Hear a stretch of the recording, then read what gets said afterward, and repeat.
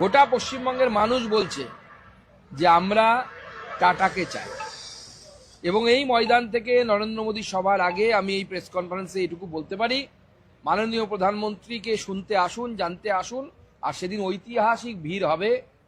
আমাদের জেলা এবং রাজ্য নেতৃত্ব আমার দুপাশে আছে, তারা কাজ দেখছেন।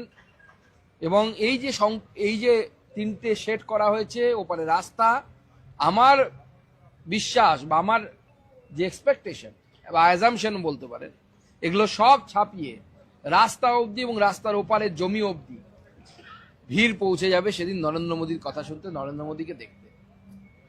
এবং নরেন্দ্র মোদীর এই হাত ধরে আমার বিশ্বাস এই সিঙ্গুর থেকে মমতা বন্দ্যোপাধ্যায়ের উত্থান হয়েছিল, নরেন্দ্র মোদীর হাত ধরে এই সিঙ্গুর থেকেই মমতা বন্দ্যোপাধ্যায়ের পতন হবে।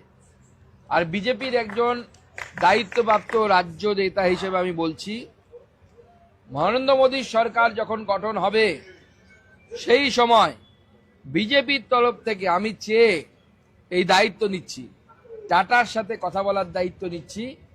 টাটা আবার সিঙ্গুরে ফেরত আসবে, সে ফেরত আনার কাজ আমরা করব ভারতীয় জনতা পার্টি।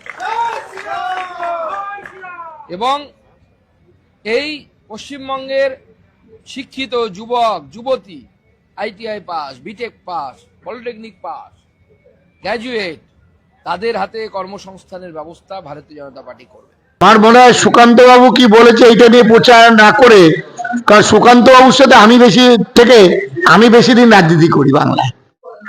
সুকান্ত বাবু কি জানেন, ওনার ওই কেন্দ্রীয় নেতৃত্ব যা বলে দিচ্ছে উনি সেটাই বলছে।